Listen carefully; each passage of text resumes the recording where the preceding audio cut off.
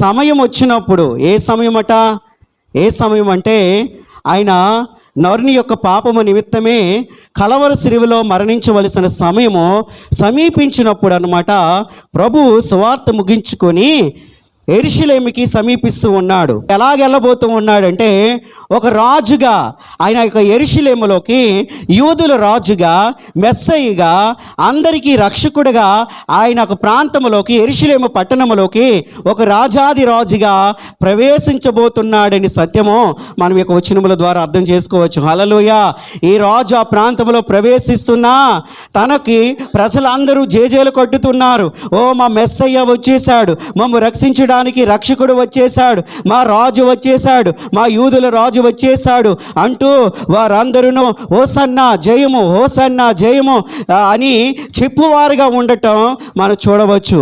అయితే ప్రభు ఒక ఉద్దేశము చొప్పున లోపలికి ప్రవేశిస్తున్నాడని, ప్రభు ఒక ఉద్దేశము చొప్పున వారి మధ్యలోకి ప్రవేశించి ఆయన ఆ కలవరి శిలువలో తన ప్రాణాన్ని పెట్టబోతున్నాడని విషయము అక్కడున్న వారు ఎవరును కూడా, గంతులు వేస్తున్న వారు కానీ, సంతోషిస్తున్న వారు ఎవరు కూడా ఎరగరు. కానీ దేవాతి దేవుడు, మన ప్రభువును రక్షకుడైన యేసుక్రీస్తు మాత్రమే ఆ సత్యము ఎరిగిన వాడే.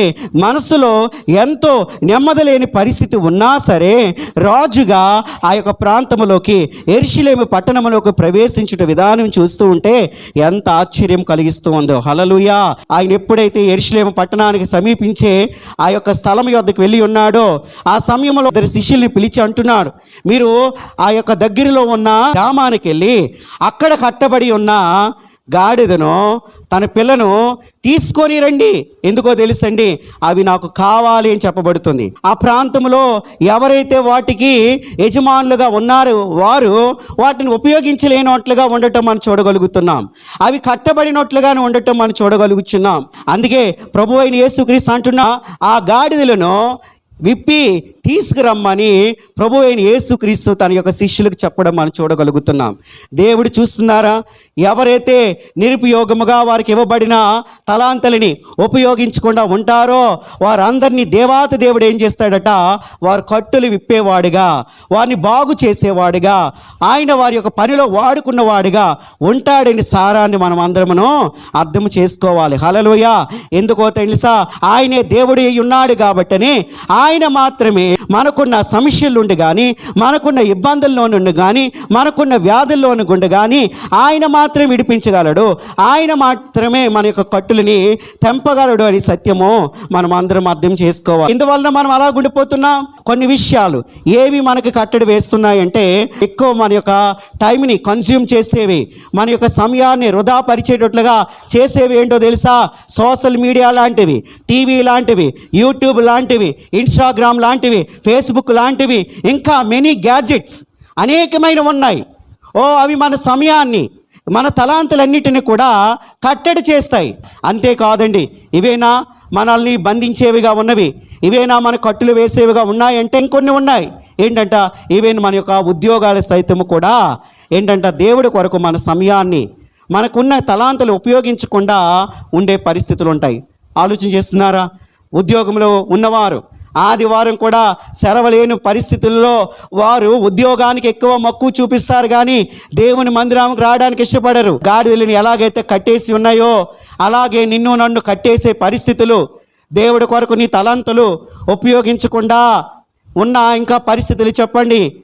నీ జీవితంలో కలిగిన చింతలు, నీ జీవితంలో ఉన్న భయాలు, రేపు ఏమి జరగబోతుందో అని ఆందోళన, చింత, అనేకమైన పరిస్థితులు మనిషి జీవితంలో కలిగి ఉండటం వలన ఏంటంట, దేవుడు నీకు ఇచ్చిన తలాంతులు ఏటిని కూడా ఉపయోగించలేని వారుగా ఉండిపోతున్నామని గ్రహించగలుగుచున్నామా? ఇదేనా అన్న? దేవుని యొక్క మాటలు ఆలకించుచున్న మనము మన తలాంతులన్నిటినీ దేవుడి కొరకు ఉపయోగించాలి. ఎందుకో తెలుసా, మనం దేవుని వలన సృష్టింపబడిన వారిమి, దేవుడి కొరకే సృష్టింపబడ్డాం. మనము దేవుని కొరకు ఉపయోగకరముగా ఉండాలి. దేవుని యొక్క పనిలో మనకి ఇవ్వబడిన జ్ఞానాన్ని, మన యొక్క తలాంతులన్నిటినీ దేవుడి కొరకు ఉపయోగించే పాత్రలుగా మనం ఉండాలి. నీకు ఇచ్చిన జ్ఞానము చొప్పున ఇతరులకు సువార్త ప్రకటించాలి, దేవుడి మాటలు తెలియచేయాలి, అనేక మందిని దేవుడి మందిరంలోకి నడిపించే వ్యక్తులుగా మనం ఉండాలి. అయితే ఏవి నిన్ను నన్ను బంధిస్తున్నాయి, ఈ సమయంలో ప్రభు సన్నిధిలో ఉంటున్న మనం అందరమును అక్కడ గాడిదలు ఎలాగైతే కట్టబడి ఉన్నాయో మన జీవితంలో కూడా ఆ విధంగా బంధించే పరిస్థితులు ఉంటే దేవుని సన్నిధిలో ప్రార్థించాలి. ప్రభువా, నాడు ఆ గాడిదలు ఇప్పినట్లుగా, వాటి యొక్క కట్లు తెంపినట్లుగా మాకున్న బంధకాలను కూడాను, మాకున్న పరిస్థితులని, సమస్యలని, ఆందోళనని, చింతలని పరిస్థితుల్లో నుండి, ఈ యొక్క సోషల్ మీడియా యొక్క ప్రభావంలో నుండి, అనేకమైన పరిస్థితుల్లో నుండి ప్రభువా మాకు కూడా విడుదల దయచేయము. మాకు ఇవ్వబడిన తలాంతులు నీ కొరకు ఉపయోగించే వ్యక్తులుగా మాకు సహాయం దయచేయండి ప్రభువా. నీ పనిలో నేను వాడబడతాను అనేవారుగా మనం అందరం ఉండాలి. హల్లెలూయా. ఓ ప్రవీణ్ అన్నగారు ఎక్కువగా ఉపయోగించే పదం ఏంటో తెలుసండి? నా యేసు నా రాజు, నా కింగ్ అంటూ ఉంటారనమాట. ఆయనకు ఆ పదం అంటే చాలా ఇష్టమట. God is my king, Jesus is my king, యేసు నా రాజు. ఆయన చిరునవ్వుతో ఆత్మీయంగా అంటుంటే ఎంత సంతోషాన్ని ఇస్తుందో. ఆ రాజు నిన్ను నన్ను పిలిచినప్పుడు ఆ రాజు కొరకు పనిచేసే పాత్రలుగా మనం ఉండాలి కదా. ఆ రాజు కొరకు ఉపయోగపడే వ్యక్తులుగా మనం ఉండాలి కదా. ప్రవీణ్ అన్నగారు కూడా అంతగానే దేవుడి కొరకు అంతగా ఒక పాత్రగా తను వాడబడ్డాడు. తన ప్రాణాన్ని త్యాగం చేశాడు, హతసాక్షిగా మార్చబడ్డాడు.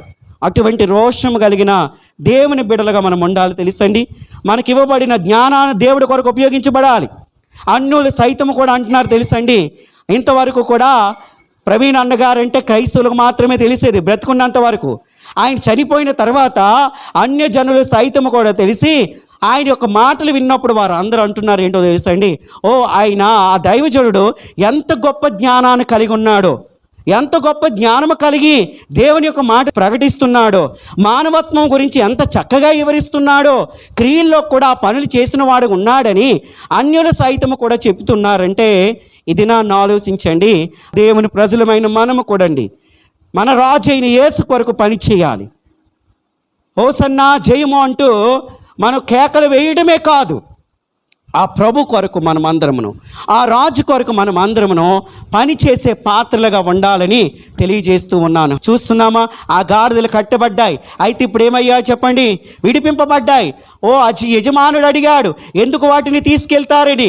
ఓ ఈ లోకంలో ఉన్నవారు అనేక విధాలుగా నిన్ను నన్ను బంధిస్తారు. మన బంధువులైన వారు, మన స్నేహితులైన వారు నిన్ను నన్ను వెనక్కి నాగేసేవారుగా, ఓ బంధకాల్లో ఉంచేసేవారుగా ఉంటూ ఉంటారు. ఈ లోకంలో సమాజంలో ఉన్న ప్రజలు మనల్ని బంధించే వ్యక్తుల యొద్ద నుండి మనం వచ్చినప్పుడు దేవుడు నిన్ను నన్ను వాడుకుంటాడనమాట.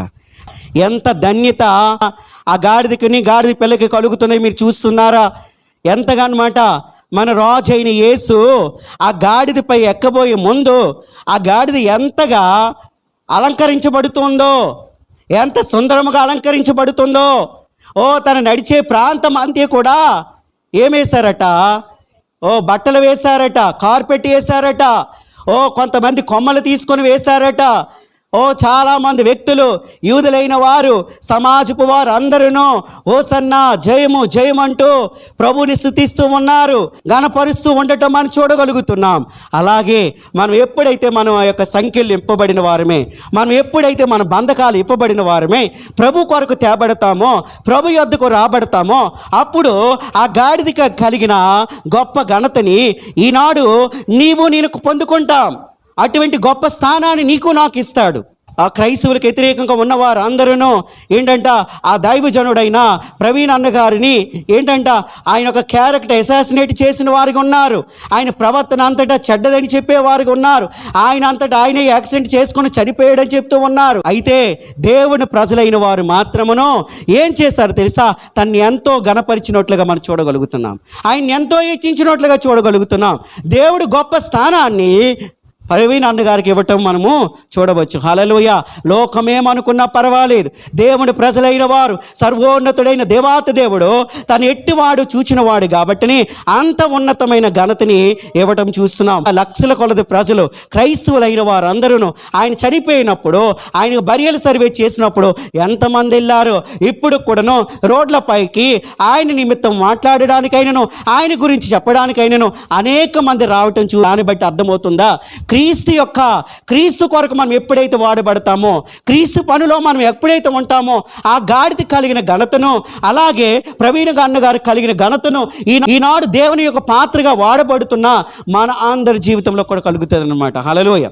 దేవుడి కొరకు వాడబడాలని నువ్వు నిర్ణయించుకోవాలి.